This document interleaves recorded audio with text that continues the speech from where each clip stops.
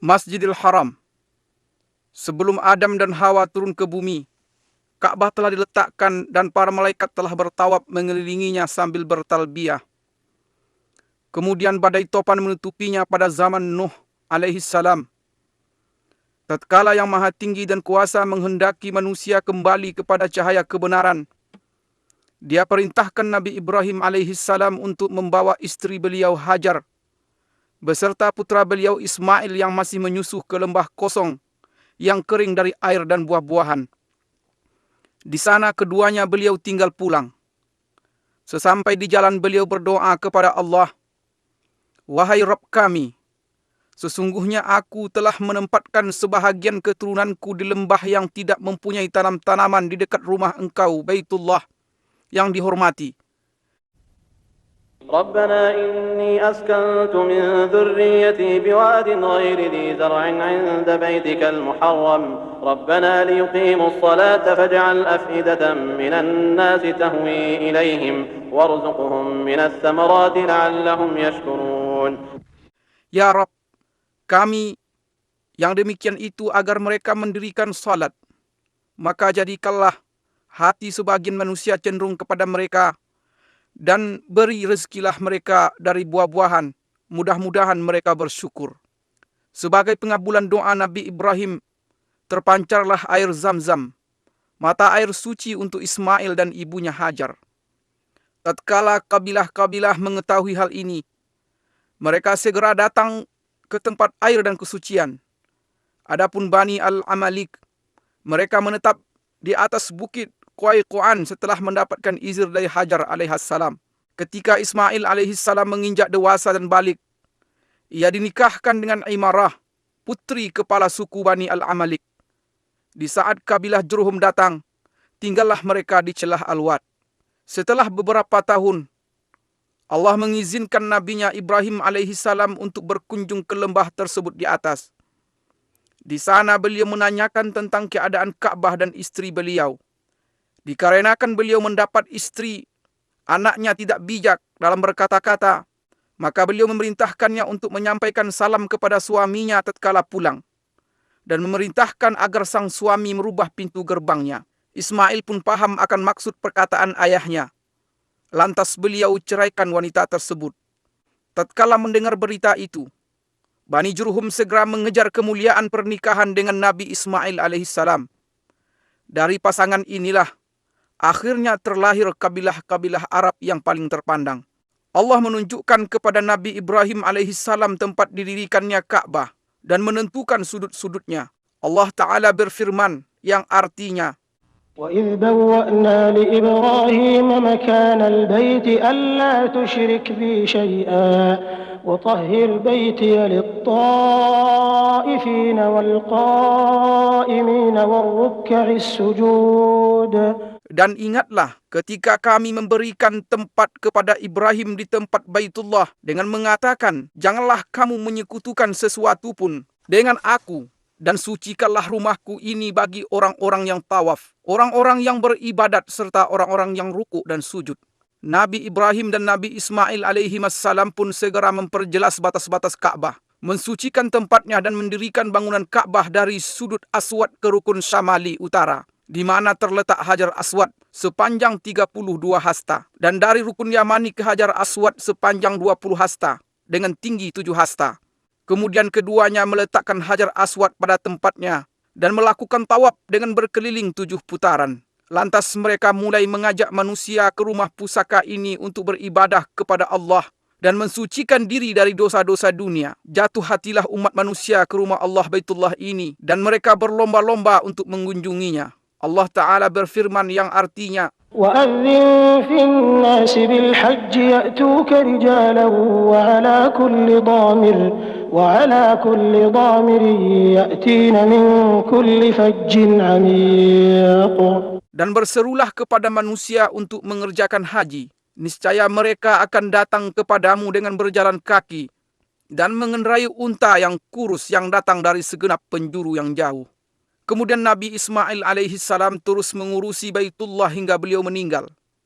Sepeninggal beliau, secara turun-menurun kabilah Jurhum mengurusinya.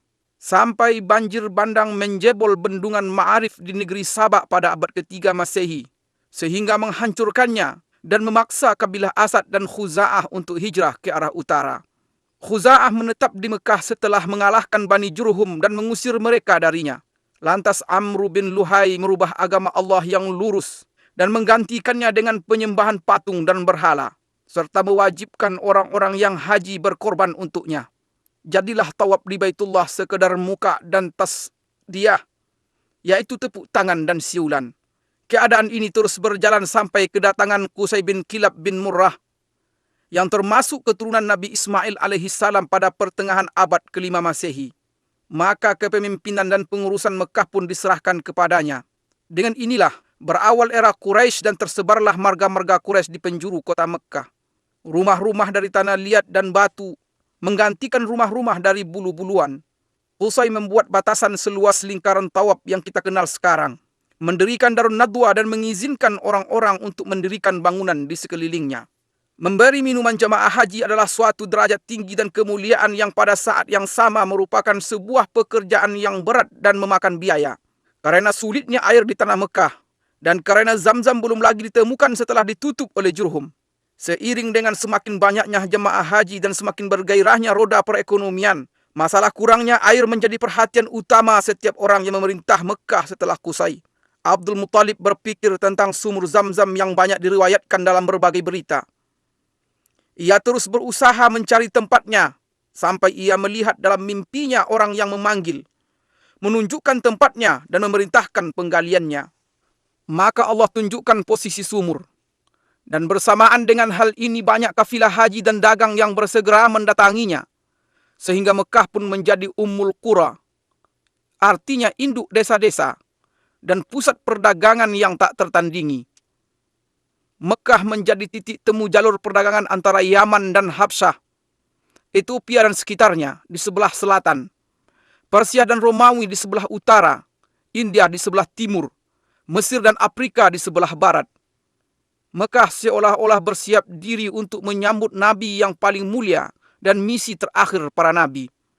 Rasul pilihan sallallahu alaihi wasallam lahir pada tahun Gajah 571 Masehi. Beliau tumbuh dan besar di tanah Mekah di sekitar Baitullah. Masyarakat mengenal beliau dan beliau mengenal mereka. Mereka menaruh kepercayaan terhadap beliau dan berlomba-lomba untuk merebut hati, persahabatan dan kedekatan dengan beliau. Kemudian beliau menikahi Ummul Mukminin Khadijah radhiyallahu anha. Selang beberapa tahun, mulailah perjalanan risalah dan tauhid di depan Gua Hira. Lahirlah umat Islam dan turunlah wahyu.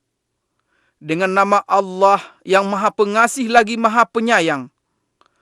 Allah Ta'ala berfirman yang artinya, اقرأ باسم ربك الذي خلق خلق الإنسان من علق اقرأ وربك الأكرم الذي علم بالقلم علم الإنسان ما لم يعلم. Bacalah dengan menyebut nama Rabbmu yang menciptakan. Dia telah menciptakan manusia dari segumpal darah. Bacalah, dan Rabbmu lah yang paling pemurah, yang mengajar manusia dengan perantaraan pena. Dia mengajarkan kepada manusia apa yang tidak diketahuinya. Mulailah cahaya dakwah di Mekah memenuhi relung hati bangsa Arab selama 13 tahun. Dan meluncurlah anak panah kedengkian pada Rasulullah SAW. Dakwah beliau dan para sahabat beliau yang terkadang berwujud rayuan dan ada kalanya berbentuk ancaman, penyiksaan, embargo dan intimidasi. Allah pun mengizinkan Nabi SAW untuk berhijrah. Orang-orang musyrik bertekad untuk membunuh beliau. Mereka berkumpul di sekitar Baitullah pada malam hijrah. Mereka membuat tipu daya. Namun Allah juga membuat tipu daya, dan Allah adalah sebaik-baik yang bertipu daya. Allah Subhanahu wa Ta'ala berfirman yang artinya, وَجَعَلْنَا مِنْ بَيْنِ أَيْدِيهِمْ سَدًّا وَمِنْ خَلْفِهِمْ سَدًّا فَأَغْشَيْنَاهُمْ فَهُمْ لَا يُبْصِرُونَ. Dan kami adakan di hadapan mereka dinding, dan di belakang mereka dinding, dan kami tutup mata mereka sehingga mereka tidak dapat melihat. Keluarlah Rasulullah SAW dari Mekah dengan ditemani Abu Bakar As-Siddiq radhiyallahu anhu menuju Yasrib dengan selamat. Meskipun jalan ke Yasrib adalah arah utara, mereka mengambil jalan ke arah selatan Mekah. Di perjalanan, Rasulullah sallallahu alaihi wasallam menoleh ke negeri tempat beliau menghabiskan masa kecil dan awal dakwah beliau sebagai perpisahan dari seorang yang sangat mencintai Baitullah Al-Haram. Kemudian keduanya berjalan bersama sejauh 10 km hingga sampai di Gunung Sur. Lantas naik sampai di Gua Sur untuk istirahat dan bersembunyi. Abu Bakar radhiyallahu anhu sangat mengkhawatirkan nyawa Nabi Muhammad sallallahu alaihi wasallam. Di lain pihak beliau sallallahu alaihi wasallam tidak terbebani dengan hal ini. Beliau berkata, "Wahai Abu Bakar, apa pendapatmu tentang dua orang yang Allah menjadi yang ketiga bagi keduanya?" Allah Ta'ala berfirman yang artinya, إلا تنصروه فقد نصره الله إذ أخرجه الذين كفروا ثاني اثنين إذ هما في الغار إذ يقول لصاحبه لا تحزن إن الله معنا. jikalau tidak menolongnya, maka sesungguhnya Allah telah menolongnya, yaitu ketika orang-orang kafir musyrikin Mekah mengeluarkannya dari Mekah. Sedang dia salah seorang dari dua orang ketika keduanya berada dalam gua. Di waktu dia berkata kepada temannya, "Janganlah berduka cita, sesungguhnya Allah bersama kita." Wajah Rasulullah sallallahu alaihi wasallam menghilang dari Mekah selama 6 tahun. Akan tetapi kerinduan beliau kepada Baitullah tidak pernah hilang dari hati beliau walaupun sehari pun. Pada suatu hari di tahun 6 Hijriah, beliau keluar bersama 6.500 sahabat dengan maksud umrah. Binatang kurban mereka ada di depan mereka dan mereka tidak membawa senjata selain pedang. Tatkala Quraisy mengetahui kedatangan Rasulullah dan para sahabat beliau, mereka menghalangi dengan 200 pasukan berkuda untuk melarang rombongan Nabi SAW melakukan umrah dan ibadah. Maka Nabi SAW memerintahkan rombongan umrah untuk berputar haluan menuju celah Al-Murad, pintu masuk ke dataran Hudaybiyah di sebelah barat Mekah. Dengan demikian Khalid bin Walid dan pasukan berkudanya tidak bisa melakukan apa yang mereka inginkan. Kemudian Nabi SAW mengirimkan utusan kepada Quraisy untuk meminta agar diizinkan umrah. Utusan ini kembali dengan terlambat dan diisukan bahwa mereka telah dibunuh agar tersebar desas-desus dan kekacauan. Maka di bawah pohon Ar-Ridwan di Hudaybiyah, penyeru kaum muslimin menyerukan kepada baiat Rasulullah SAW untuk memerangi Quraisy. Kala itu, gentarlah Quraisy dan mereka mengumumkan keinginan mereka untuk berdamai dengan kaum muslimin dengan syarat-syarat yang diterima oleh Rasulullah SAW. Akhirnya kaum muslimin pulang dengan perjanjian Hudaybiyah untuk melakukan umrah pada tahun yang akan datang. Pada tahun ke-8 Hijriah, Quraisy melanggar perjanjian. Maka Rasulullah SAW memerintahkan umat Islam untuk berangkat ke Mekah dalam 4 pasukan. 1 pasukan pembuka, 1 pasukan berputar dari arah bawah Mekah di sekitar Jabal Umar. Pasukan ketiga masuk dari arah barat melalui puncak Bukit Uaikan. Dan yang keempat berjalan sejajar dengan Jabal Hindi. Rasulullah SAW memerintahkan pemasangan bendera perang di perbatasan arah depan Masjidil Haram. Akan tetapi penaklukan Mekah berakhir tanpa perang dan Mekah pun kembali aman. Kembalilah para ahli ibadah melakukan rutinitasnya di Baitullah dan kembalilah generasi tauhid di Mekah. Patung dan berhala kesyirikan tumbang di segenap penjuru Mekah. Mulai saat itu Mekah masih terus merasakan nikmat bendera tauhid La ilaha illallah Muhammad Rasulullah. Kemudian dilakukan lagi pembatasan tanah haram Mekah sebagaimana telah dilakukan oleh Nabi Ibrahim alaihissalam atas petunjuk Jibril alaihissalam. Sampai saat ini batas-batas ini masih jelas ditandai dengan tanda yang tidak boleh dimasuki oleh selain Muslim.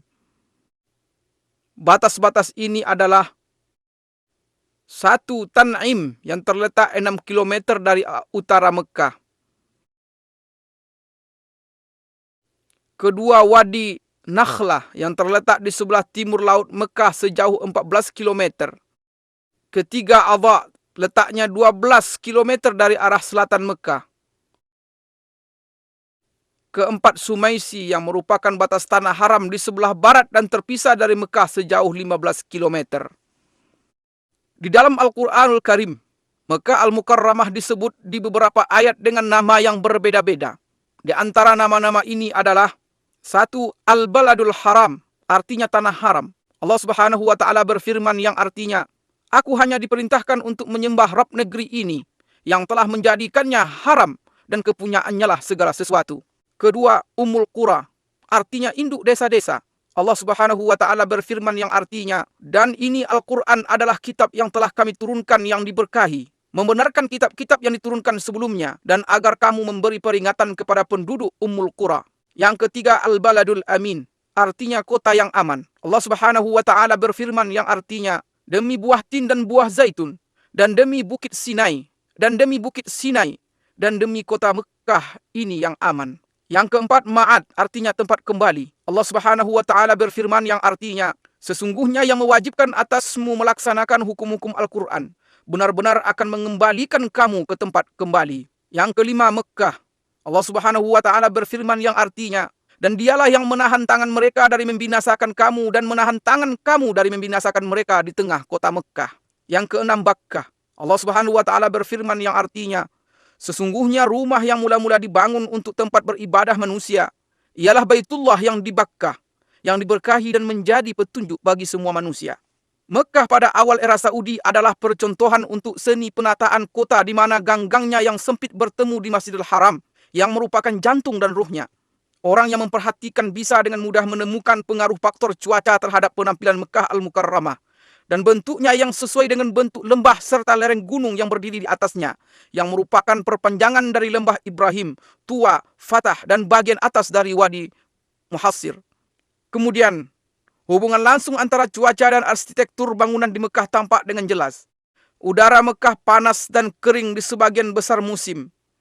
Derajat panasnya berkisar antara 30 hingga 45 derajat. Karenanya, jalan-jalan dibuat sempit meskipun gedung-gedungnya menjulang tinggi, agar orang-orang bisa berlindung di balik bayang-bayangnya sepanjang hari. Perluasan pertama Masjidil Haram dilakukan oleh Khalifah Umar bin Khattab pada tahun 17 Hijriah. Selanjutnya Utsman bin Affan pada tahun 18 Hijriah. Kemudian berturut-turut berbagai perluasan dan renovasi pada zaman yang berbeda-beda oleh Banu Umayyah, Bani Abbasiyah, Turki Utsmani, dan dinasti Saudi. Perluasan Saudi yang diumumkan oleh Raja Abdul Aziz Al Saud pada tahun 1368 Hijriah adalah peristiwa terpenting selama ini, karena berlangsung selama 20 tahun dan luas Masjidil Haram bertambah menjadi 160.000 meter persegi setelah sebelumnya tidak melebihi 19.000 meter persegi. Masjid terdiri dari 2 lantai yang dilapisi marmer luar dalam.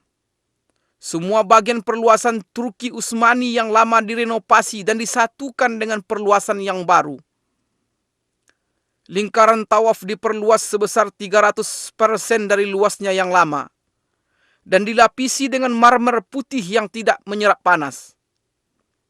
Pintu-pintu masuk sumur Zam-Zam dipindahkan dan pintu Ka'bah yang mulia diganti dengan pintu berlapiskan emas murni yang beratnya mencapai 286 kg. Perluasan juga mencakup Mas'a di antara Safa dan Marwah yang dibangun 2 tingkat. Pelayan 2 tanah haram Raja Fahad bin Abdul Aziz menambahkan beberapa tambahan penting dalam perluasan ini, yang mencakup pembangunan 6 jembatan di Mas'a dan sejumlah tangga listrik bergerak yang digunakan untuk naik ke tingkat atas. Juga perbaikan bagian atas masjid agar bisa digunakan untuk solat dalam keadaan darurat. Pada masa ini, di mana jumlah umat Islam mencapai 1 miliar jiwa dan transportasi begitu mudah bagi jutaan di antara mereka, perluasan Masjidil Haram dan Masjid Nabawi memiliki arti penting yang tidak ada tandingannya sepanjang sejarah. Perluasan yang dilakukan pelayan 2 tanah haram Raja Fahad bin Abdul Aziz adalah jawaban langsung dalam menyambut jumlah jamaah haji yang terus bertambah. Maka pada tanggal 2 Safar 1409 Hijriah, pelayan 2 tanah haram meletakkan batu pertama proyek perluasan Masjidil Haram di Mekah Al-Mukarramah dengan anggaran sebesar 6,8 miliar rial Saudi dan mencakup halaman Suq Saghir, yaitu pasar kecil di sebelah barat masjid. Desainnya dibuat melengkapi masjid yang sekarang dari segi eksterior dan bentuk arsitektur secara umum. Bangunan perluasan ini meliputi 1 pintu gerbang utama, 14 pintu kecil ditambah pintu-pintu masuk yang ada sekarang. Juga 2 buah menara setinggi 180 meter yang desainnya menyerupai 7 menara yang lain. Ditambah lagi pembangunan 2 bangunan untuk eskalator. 1 di arah selatan dan 1 lagi di utara, untuk memudahkan jemaah haji dan jemaah solat. Halaman yang mengelilingi Masjidil Haram disiapkan sedemikian rupa dan berlantaikan marmer putih yang memantulkan panas. Dengan demikian Masjidil Haram bisa memuat hampir 1 juta orang. Pemandangan Masjidil Haram pada 10 hari terakhir bulan Ramadan tidak tertandingi oleh pemandangan sepanjang tahun. Karena pada saat itu ada salat tarawih dan tahajud, di mana tangan-tangan menengadah dengan khusyuk. Hati-hati yang penuh harap dan air mata yang tertumpahkan, semua mengharap ampunan Tuhan. Allah Subhanahu wa Ta'ala berfirman yang artinya, dan siapa lagi yang mengampuni dosa selain Allah?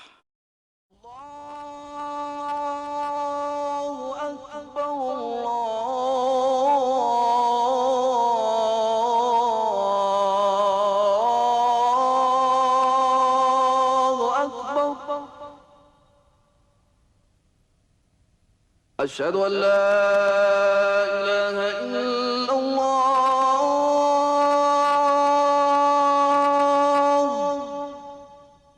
Masjidil Aqsa. Sejarah tempat ini adalah cerita bersambung 5.000 tahun sejak ditinggali oleh kaum Yabus. Kemudian penduduk keturunan Kan'an yang berdarah Arab turun-temurun menempatinya dan menjadi bagian yang tak terpisahkan dari tanah ini. Di sini mereka menemukan ketenangan dan keamanan. Mereka pun menganugerahi tempat ini peradaban dan seni. Dan tempat ini membalas dengan aliran kebaikan dan barakah seolah-olah seperti pohon zaitun yang merupakan simbol cinta dan anugerah. Sepanjang masa ini, kota ini telah mengalami lebih dari 25 peperangan yang semuanya bisa dilewati. Dan kota ini beserta penduduknya yang baik tetap bertahan dan menjadi simbol sejarah serta peradaban manusia. Kota ini berbeda dari kota-kota yang lain. Disinilah jembatan yang menghubungkan bumi dengan langit pada malam Isra dan Mi'rajnya.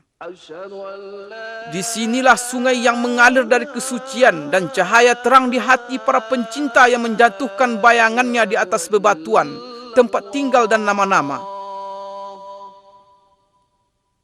Dan sejak malam itu, yaitu malam Isra dan Mi'raj, kota ini menjadi kiblat pertama kaum muslimin. Mereka menghadap ke arahnya dengan hati mereka sebelum melihatnya dengan mata. Ia telah menetap di sanubari umat Islam sebelum mereka tinggal di dalamnya. Maka bangkitlah suatu kerinduan untuk selalu bersama. Di sini dan dari Gunung Al-Mukabbir di tahun 636 Masehi, Khalifah Umar bin Khattab melontarkan takbir bersejarahnya, di mana terlihat oleh beliau bahwa kunci kota suci ini diserahkan dan manusia seluruhnya menerima isi surat perjanjian Umar. Sejarah masih terus teruji dengan panasnya rangkaian peristiwa, dan kota suci ini pada masa Islam mengalami puncak kemajuannya dalam peradaban dan peran kemanusiaan. Bagaimana tidak? Sedangkan penakluknya yang pertama, Nabi Muhammad SAW bersabda, "Satu golongan dari umatku akan terus berada di atas kebenaran. Mereka menang dan unggul atas musuh-musuh mereka. Orang yang menyelisihi mereka tidak membahayakan mereka. Tidak pula kesusahan menimpa mereka sampai datang kepada mereka perkara Allah," artinya kematian. Sedangkan mereka dalam keadaan seperti itu. Para sahabat bertanya, "Di manakah mereka wahai Rasulullah?" Beliau menjawab, "Di Baitul Maqdis dan sekitarnya."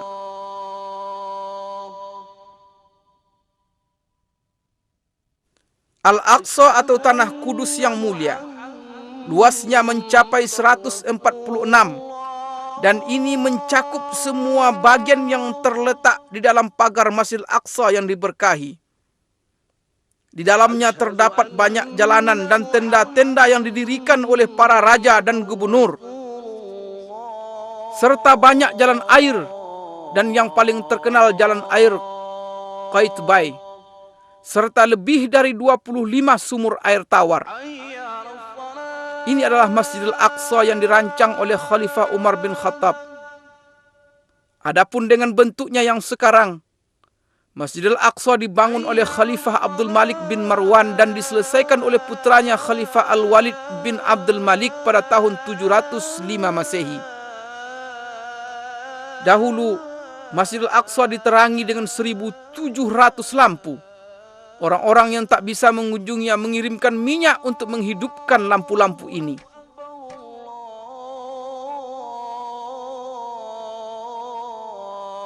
Di tempat ini terdapat kubah-kubah indah yang mendunia, yaitu Masjid Qubbatus Sakhra yang disepakati oleh semua ahli sejarah sebagai bangunan paling indah di atas muka bumi. Pembangunannya diawasi oleh dua insinyur Palestina, Raja bin Haya dari Baisan dan Yazid bin Salam dari Al-Qudus, Yerusalem pada tahun 691 Masehi di masa pemerintahan Khalifah Abdul Malik bin Marwan. Dan tangan-tangan terampil telah mengukir surat Yasin yang merupakan jantung Al-Quran di jantung Palestina yang terus berdetak dengan tauhid sepanjang zaman.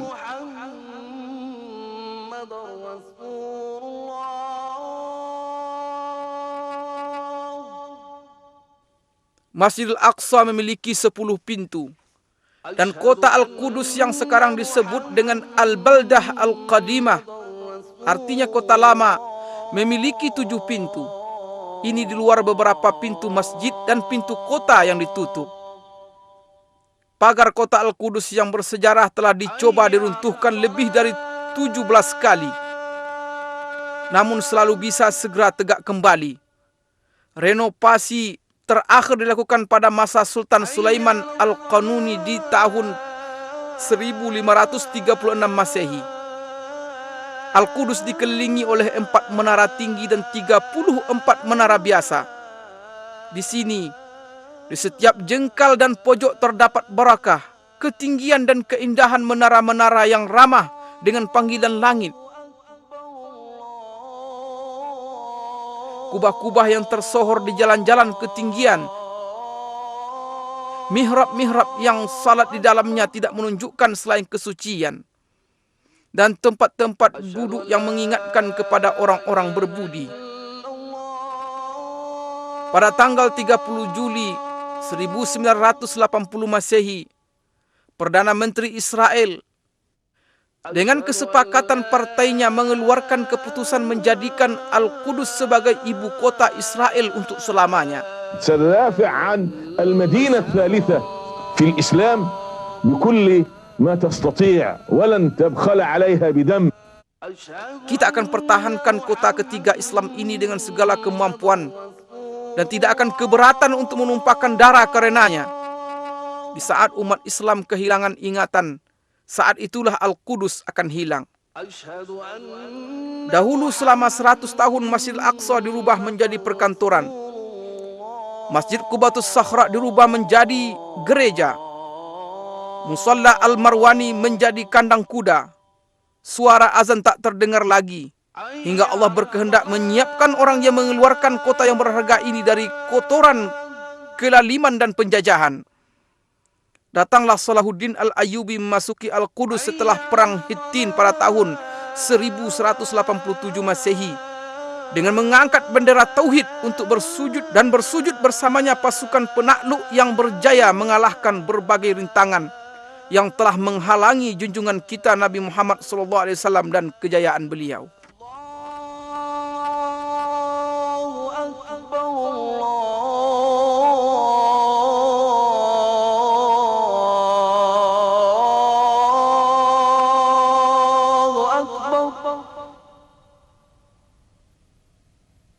أشهد أن لا إله إلا الله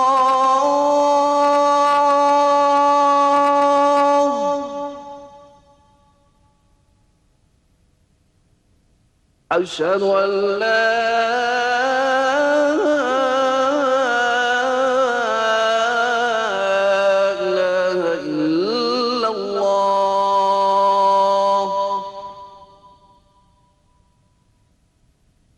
أشهد أن محمد رسول الله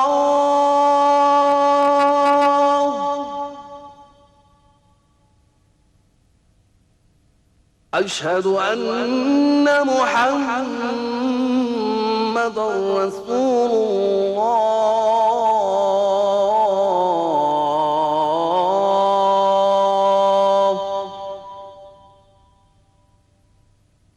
حي على الصلاة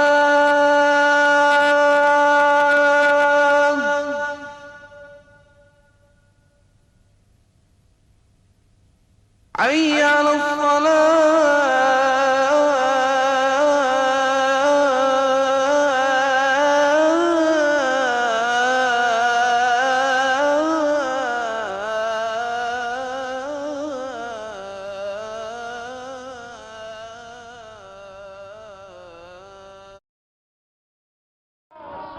Kota Madinah di antara sejarah dan kemajuan. Selamat datang di kota Madinah Munawwarah, tempat kembalinya keimanan dan tempat tinggal Rasulullah sallallahu alaihi wasallam. Selamat datang di kota Madinah bersama kilauan perkembangan dan kemajuan yang ada di dalamnya. Kita akan membaca perjalanan sejarah kota Madinah dimulai dari zaman dahulu kala sampai zaman yang terang yang menyinari dunia. Nun jauh di sana, di masa generasi keempat dari keturunan Rasulullah Nuh alaihi salam, sebuah gerombolan dari negeri Babil keluar untuk mencari tempat pemukiman baru, yang pada akhirnya mereka mendapatkan sebuah lahan subur yang terlindung oleh gunung-gunung dan bebatuan gunung berapi yang ada di sekitarnya. Kemudian mereka menetap di tempat itu. Kemudian mereka membangun sebuah perkampungan kecil yang dinamakan dengan nama pemimpin mereka, Yathrib. Maka berkembanglah Yathrib. Beberapa riwayat menyebutkan bahwa penduduk kaum Amalik, keturunan dari Nabi Nuh alaihissalam, telah bertempat tinggal di sana pada abad ke-23 sebelum hijrah, serta menyebutkan bahwa Madinah terikat hubungan dengan kerajaan Ma'iniyah pada abad ke-12 sebelum hijrah. Beberapa relief yang berhasil ditemukan menunjukkan bahwa pada abad ke-11 sebelum hijrah, Yathrib selama 10 tahun berada di bawah kekuasaan Raja Babylon Nabonid yang bertempat tinggal di Taima. Dan pada abad ke-5 sebelum hijrah, kaum Yahudi yang telah diporak-porandakan oleh Romawi berdatangan ke sana. Dan pada abad ke-3 sebelum hijrah, suku Aus dan Khazraj pada berdatangan dari Yaman dan juga ikut menetap di Yathrib. Dan sepanjang abad yang lalu, berdatangan pula beberapa suku yang berdekatan, baik dengan berombongan ataupun secara perorangan. Maka terbentuklah sebuah masyarakat yang beraneka ragam, sebuah masyarakat petani yang ulet. Perkebunan kurma, ladang sayuran, dan buah-buahan mulai tersebar di seluruh penjuru Yathrib.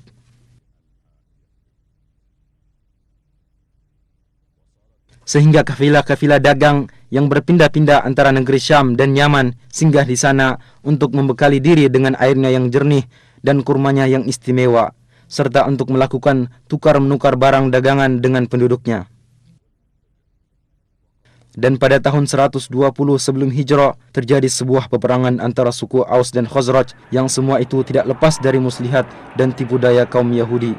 Peperangan yang terjadi berkali-kali yang dikobarkan oleh rasa iri dan dendam menjadikan kehidupan menjadi kacau dan menyebabkan kebanyakan orang merasa jemu dengan keadaan yang ada, sehingga mereka dengan penuh rasa sabar menunggu terjadinya sebuah perubahan. Benih jalan keluar dan perubahan mulai muncul pada tahun ketiga sebelum hijrah, ketika pada musim haji beberapa orang dari suku Khazraj bertemu dengan Rasulullah sallallahu alaihi wasallam. Kemudian beliau sallallahu alaihi wasallam mendakwai mereka untuk memeluk agama Islam dan membacakan beberapa ayat-ayat Al-Quran kepada mereka. Akhirnya sebagian mereka mengatakan kepada sebagian yang lainnya, "Wahai kaumku, ketahuilah demi Allah, sungguh dia adalah nabi yang dijanjikan oleh orang-orang Yahudi dan jangan sampai mereka mendahului kalian kepadanya." Kemudian mereka berkata kepada Rasulullah sallallahu alaihi wasallam, "Kami tinggalkan kaum kami dan di antara mereka sedang terjadi permusuhan dan perpecahan yang sangat dahsyat. Mudah-mudahan Allah subhanahu wa ta'ala denganmu mempersatukan mereka." Kemudian mereka kembali ke kota Yathrib dalam keadaan beriman. Pada tahun berikutnya, 10 orang dari suku Khazraj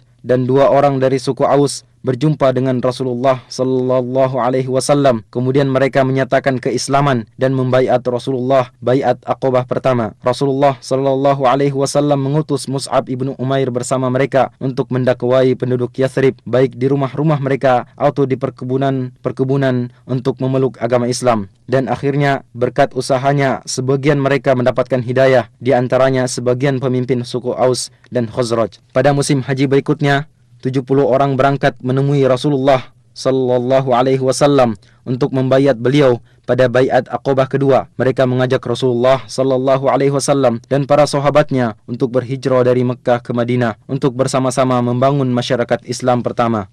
Kemudian kaum muslimin mulai berhijrah menuju kota Madinah. Berikutnya Rasulullah sallallahu alaihi wasallam dan sahabatnya Abu Bakar As-Siddiq berangkat berhijrah, yang mana beliau bagaikan bulan purnama yang datang menerangi kota Madinah.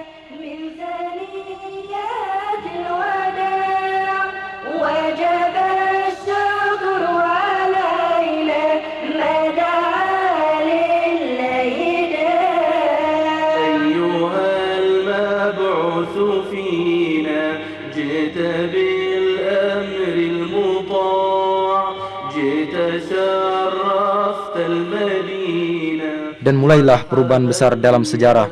Segala sesuatu berubah. Namanya berubah dari Yathrib menjadi Madinah. Di samping itu, dia juga masih memiliki nama-nama lain yang menunjukkan akan kedudukannya yang agung, seperti Thayyibah, Tobah, dan Ad-Dar. Keyakinan manusia berubah dari pengagungan terhadap berhala menjadi Islam.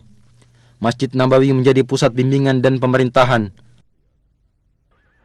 Pasukan-pasukan perang dikirim untuk memberantas kesyirikan dan menegakkan kalimat tauhid.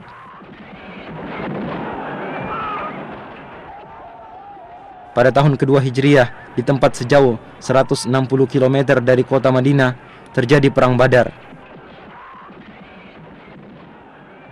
Kaum musyrikin berhasil dikalahkan, bahkan pembesar dan pemimpin mereka terbunuh, sehingga menimbulkan niat dari mereka untuk membalas dendam. Dan pada bulan Syawal tahun ketiga Hijriah, mereka menuju ke kota Madinah.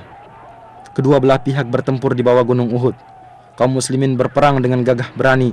70 orang dari mereka gugur syahid, di antaranya Hamzah paman Rasulullah sallallahu alaihi wasallam, dan akhirnya kaum musyrikin mundur dan kembali ke kota Mekkah. Dan pengiriman pasukan dan peperangan yang terus-menerus menyebabkan kaum musyrikin tersakiti, sehingga suku Quraisy bersekutu dengan suku musyrikin lainnya, dan pada tahun kelima Hijriah mereka kembali berangkat menuju ke kota Madinah dengan harapan mampu menghancurkan masyarakat Islam.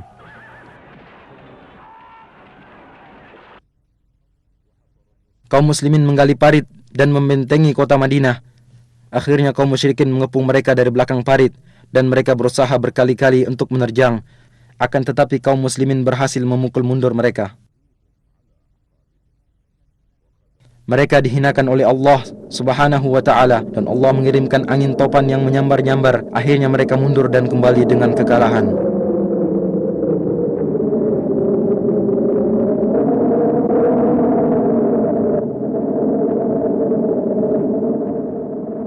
Sepanjang masa Nabi sallallahu alaihi wasallam, kemudian zaman Khulafaur Rasyidin, Madinah merupakan ibu kota negara Islam yang luas. Kaum muslimin datang berduyun-duyun ke kota Madinah untuk bertemu dengan Rasulullah sallallahu alaihi wasallam dan para Khulafaur Rasyidin setelah beliau, serta menunaikan solat di Masjid Nabawi.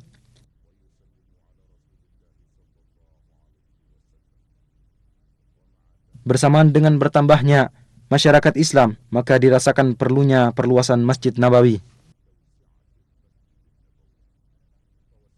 Pada tahun ke-7 Hijriah, Rasulullah sallallahu alaihi wasallam melakukan perluasan masjid untuk pertama kalinya. Kemudian pada tahun ke-17 Hijriah, Khalifah Umar ibn Khattab melakukan perluasan dengan merenovasi bangunan seperti bentuknya semula.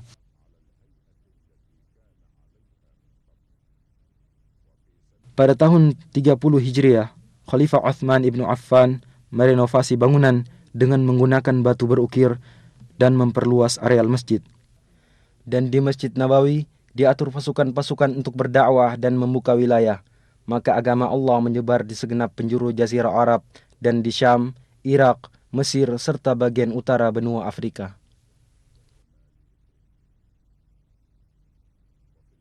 Di Di zaman Umawi, pemerintahan dipindahkan ke kota Damaskus, dan bersamanya pindah pula lah denyut kehidupan politik dan gejolaknya.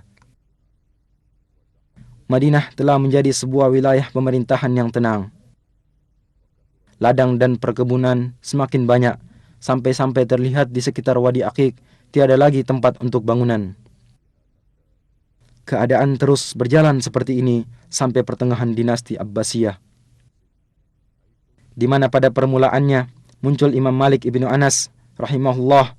Kemudian banyak orang dari berbagai penjuru datang untuk belajar di majelisnya, di antaranya Imam Asy-Syafi'i rahimahullahu ta'ala.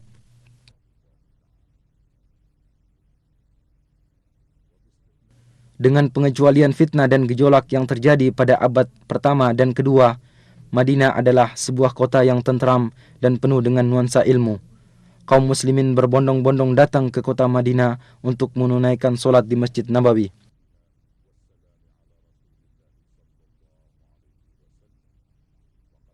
Khalifah Al-Mahdi memerintahkan agar diadakan perluasan Masjid Nabawi dan mempertahankan bangunan lama. Dan pada abad ketiga Hijriah, mulailah muncul kemerosotan dalam berbagai aspek kehidupan, di mana bangunan-bangunan berkurang, istana-istana yang terletak di Aqiq mulai ditinggalkan, dan keamanan menjadi kacau.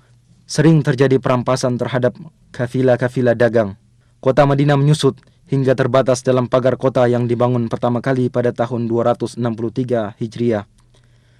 Beberapa kali pagar kota dibangun dan diperluas hingga mencakup perluasan kota yang masih sangat terbatas. Demikianlah keadaan kota Madinah yang mengalami masa pasang surutnya hingga abad ke-10 Hijriah. Pada tahun 578 Hijriah, di saat perang salib sedang berkecamuk, salah seorang pemimpin perang salib yang bernama Arnaud mengirimkan sebuah pasukan dengan menggunakan kapal. Mereka bersembunyi-sembunyi menuju ke Laut Merah, kemudian mendarat di Yambo, kemudian menuju ke kota Madinah. Maka pasukan Salahuddin Al-Ayyubi rahimahullah mengejar mereka dan akhirnya berhasil menghadang mereka dalam jarak perjalanan 1 malam dari kota Madinah. Sebagian besar dari mereka berhasil dibunuh dan yang lainnya ditawan, dan Allah masih tetap menjaga kota Madinah dari kejahatan mereka. Pada tanggal 5 Rajab tahun 654 Hijriah, sebuah gunung besar yang terletak di sebelah timur kota Madinah meletus dan mengalirkan sebuah sungai lahar ke arah barat menuju ke kota Madinah, lalu dengan takdir Allah Ta'ala menyimpang ke arah utara.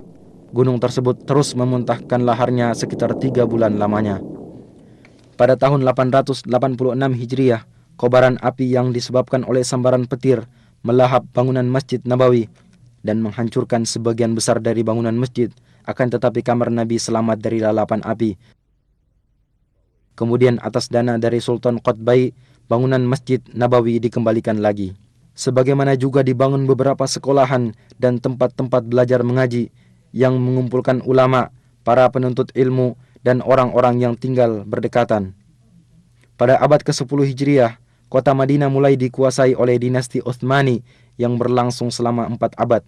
Yang di sela-selanya, kota Madinah menyaksikan berbagai kejadian yang bermacam-macam, di antaranya yang paling besar, pembaharuan pagar kota dan dibangunnya sebuah benteng yang kokoh lagi luas, dan ditugaskannya beberapa satuan pasukan guna menjaga keamanan. Dan sungguh penduduk Madinah telah mendapatkan manfaat dari hal tersebut. Keamanan terjaga, perampokan kafilah dagang menjadi berkurang. Kemudian mulailah kepemimpinan melemah dan terjadi perebutan kekuasaan antara panglima pemerintahan. Akibatnya keamanan menjadi kacau, perampokan kafilah-kafilah dagang kembali terjadi, bahkan sampai terjadi di perbatasan kota Madinah. Di dalam kota Madinah sendiri terjadi kekacauan dan perpecahan, walau akhirnya berhasil diselesaikan. Pada tahun 1220 Hijriah, penduduk Madinah memberikan baiatnya kepada para da'i-da'i pembawa perbaikan dan bergabung dengan kerajaan Saudi pertama, dan selama 6 tahun mereka hidup penuh dengan rasa aman dan tentram. Kemudian Tulun Basha bin Muhammad Ali Basha berhasil merebut kota Madinah yang kemudian mengembalikannya lagi kepada kerajaan Utsmaniyah. Lalu pada tahun 1265 Hijriah dimulailah pembaharuan dan perluasan bangunan Masjid Nabawi yang menelan waktu 12 tahun, dan akhirnya muncullah sebuah bangunan baru yang indah dan unik.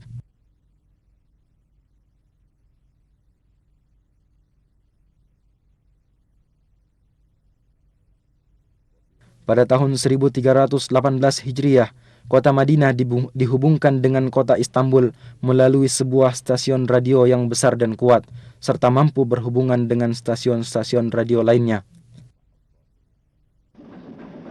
Dan pada tahun 1326 Hijriah, selesai dibangun jalur rel kereta api yang membentang dari kota Damaskus sampai ke kota Madinah, sehingga mengakibatkan terjadinya perubahan besar dalam kehidupan ekonomi, sosial, dan pembangunan. Jumlah penduduk meningkat dari 10.000 menjadi 80.000. Kegiatan dagang berkembang pesat dan kekayaan melimpah.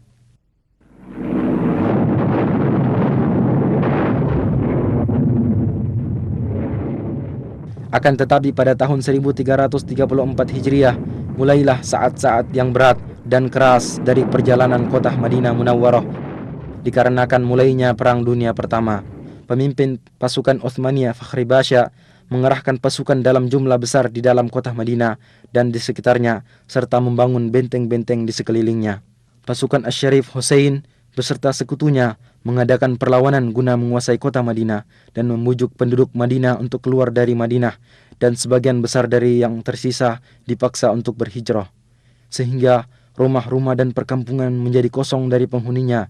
Selama 3 tahun, orang-orang yang masih menetap tinggal di dalamnya diblokade, sehingga mereka mengalami kelaparan dan kekurangan pangan. Penderitaan ini berhenti dengan runtuhnya dinasti Utsmaniyah dan keluarnya pasukan Utsmaniyah dari kota Madinah pada tahun 1337 Hijriah. Dan orang-orang Bani Hashim menerima tampuk kepemimpinan atas kota Madinah. Maka selang beberapa waktu, kota Madinah kembali memulai sebagian gerak kehidupannya. Madinah menjadi sebuah negeri yang kecil, penduduknya tidak lebih dari 15.000 jiwa. Kemudian muncul kembali kekacauan dan perpecahan, serta kepemimpinan mulai melemah, terutama setelah terjadi bentrokan antara orang-orang Bani Hashim dengan pasukan kerajaan Saudi di tempat yang jaraknya tidak seberapa jauh dari kota Madinah. Jalan satu-satunya untuk keluar dari penderitaan adalah jalan At-Tauhid, jalan yang dipimpin oleh Raja Abdul Aziz ibnu Abdurrahman Ali Saud, serta menyatukan kekuatan negeri yang terpisah-pisah di bawah sebuah kerajaan yang besar dan kuat. Dan pada tanggal 19 bulan Jumadil Ula tahun 1344 Hijriah, utusan dari kota Madinah mengumandangkan baiat kepada Raja Abdul Aziz. Maka ini adalah titik awal dari perjalanan baru dan kejayaan dari sejarah kota Al-Madinah Al-Munawwarah zaman sekarang, masa-masa tentram, kemajuan serta keberhasilan. Pada tanggal 23 bulan Rabiul Awal tahun 1345 Hijriah, Raja Abdul Aziz berkunjung ke Madinah dan bertatap muka dengan penduduk dan utusan-utusan dari kabilah-kabilah yang berdekatan. Dan pada tahun 1370 Hijriah, Raja Abdul Aziz memerintahkan untuk diadakan perluasan Saudi pertama. Maka dibelilah tanah-tanah di sekitar masjid dan serambi bagian utara dihancurkan. Kemudian dibangun kembali dan masjid diperluas lebih dari 6.000 meter persegi.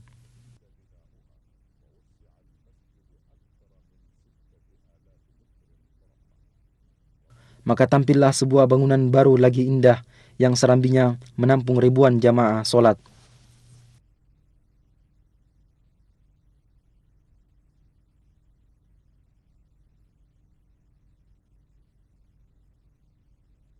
Pembangunan mencakup areal yang luas, sehingga luas kota Madinah menjadi berlipat ganda. Tempat-tempat pendidikan pada berbagai jenjang bertambah jumlahnya. Dan pada tahun 1381 Hijriah, dibukalah Universitas Islam Madinah dan mulai menerima anak-anak berbagai negeri Islam dalam jumlah yang cukup banyak guna belajar ilmu-ilmu Islam dan bahasa Arab di sana. Sebagaimana dibukanya cabang-cabang dan fakultas-fakultas di bawah Universitas Raja Abdul Aziz dan Universitas Islam Raja Muhammad ibnu Saud. Dan di Madinah diterbitkan sebuah majalah untuk pengetahuan umum yang bernama Al-Manhal. Kemudian diikuti oleh harian Al-Madinah Al-Munawwarah dan gerakan menuju pengetahuan umum berkembang pesat. Pada 10 tahun pertama dari abad ke-15 Hijriah, Madinah mengalami perubahan kemajuan yang sangat besar pada segala aspek. Khadimul Haramain Asy-Syarifain Raja Fahd memerintahkan untuk dibentuk sebuah tim khusus yang terdiri dari beberapa menteri guna pembangunan dan pengembangan kota Madinah. Maka pada saat-saat itulah pembangunan mengalami loncatan pesat dan dimulailah proyek-proyek besar, dan di antara yang paling penting, proyek perluasan Masjid Nabawi dan proyek pengembangan pusat perkotaan.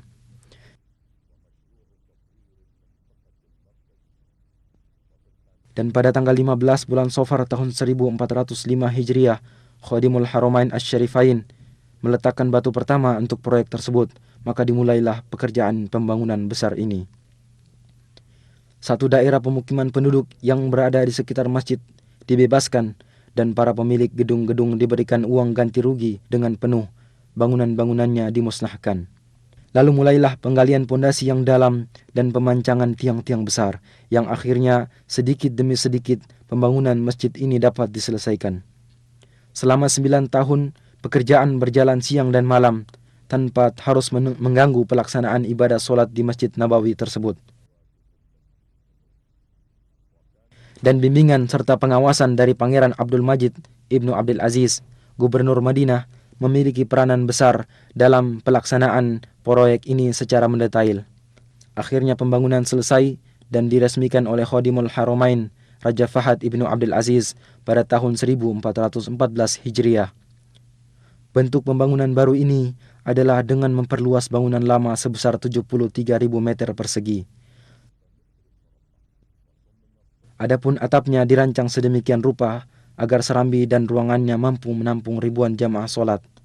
Kemudian di bawah pelataran dibangunlah tempat parkir bagi kendaraan yang mampu menampung 5.000 kendaraan roda 4. Dan di tempat yang terletak sejauh 7 km dari masjid juga dibangun sebuah pusat pendingin udara, di mana melalui pipa besar udara dingin dihantarkan ke Masjid Nabawi.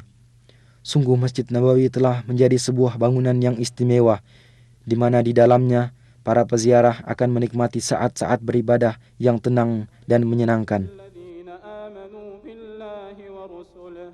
ذلك فضل الله يؤتيه من يشاء والله ذو الفضل العظيم. Sebuah proyek besar lain, yaitu proyek pengembangan pusat kota, mengiringi perluasan Masjid Nabawi ini.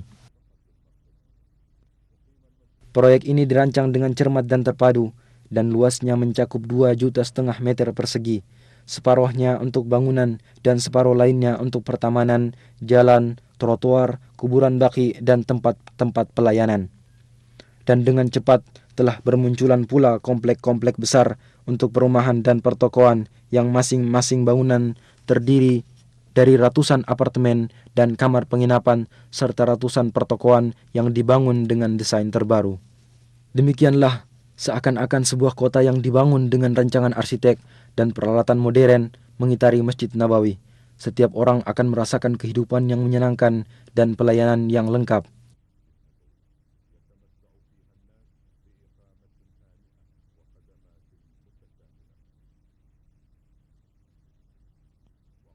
Di samping itu, masih ada proyek lain, yaitu proyek pembangunan dan perluasan masjid-masjid bersejarah, dan yang paling pertama adalah masjid pertama kali dibangun dalam sejarah Islam, yaitu Masjid Quba. Maka Masjid Quba dihancurkan, kemudian dibangun bangunan Masjid Quba yang baru dengan tetap mempertahankan arsitekturnya yang asli. Luasnya ditambah dengan luas halaman luar mencapai 13.500 meter persegi.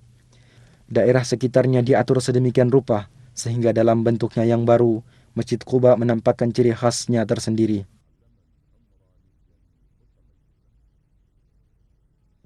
مسجد أسس على التقوى من أول يوم أحق أن تقوم فيه رجال يحبون أن يتطهروا والله يحب المطهرين. Dan di pintu gerbang masuk kota Madinah, tepatnya di daerah Dzul Khulaifah, terletak sebuah masjid kecil tua dan bersejarah, yaitu Masjid Miqat, tempat orang yang hendak haji atau umroh berihram. Khadimul Haramain Asy-Syarifain memerintahkan agar masjid tersebut diperbaharui dan diperluas. Maka dibangunlah masjid tersebut agar menjadi tempat ibadah sekaligus terminal yang lengkap bagi orang-orang yang hendak bepergian keluar kota Madinah. Luasnya mencapai 90.000 meter persegi, mencakup sebuah masjid yang mampu menampung 5.000 jamaah solat, serta tempat-tempat pelayanan ihram.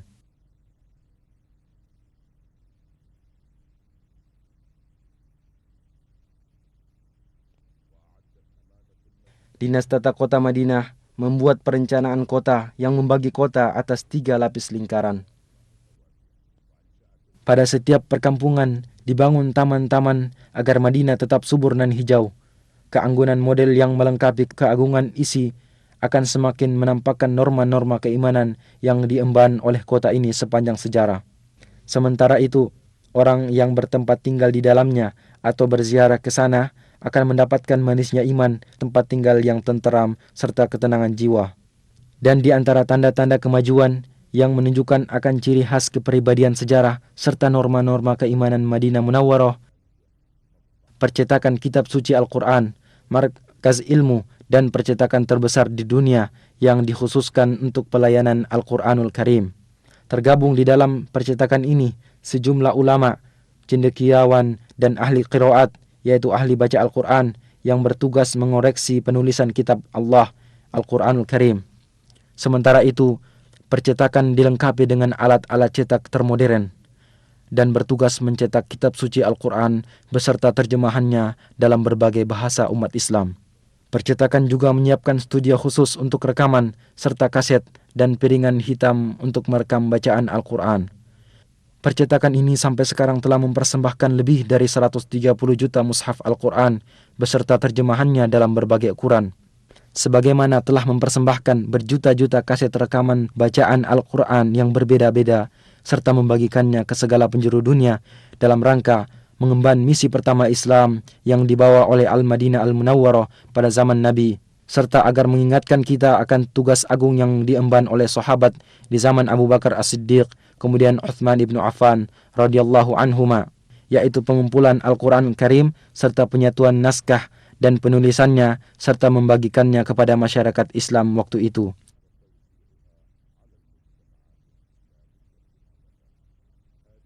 Ini semua adalah tanda-tanda dari kepribadian Al-Madinah Al-Munawwarah agar selalu mengemban kehormatan ini, kehormatan melayani kitab Allah Ta'ala, agar kecintaan terhadap kota Madinah selalu berada dalam sanubari setiap muslim sebagai realisasi atas doa Rasulullah sallallahu alaihi wasallam, "Ya Allah, jadikanlah kami cinta terhadap Madinah sebagaimana cinta kami terhadap Makkah atau lebih. Ya Allah, berikanlah keberkahan pada kota Madinah kami, dan semoga Allah selalu melimpahkan solawat dan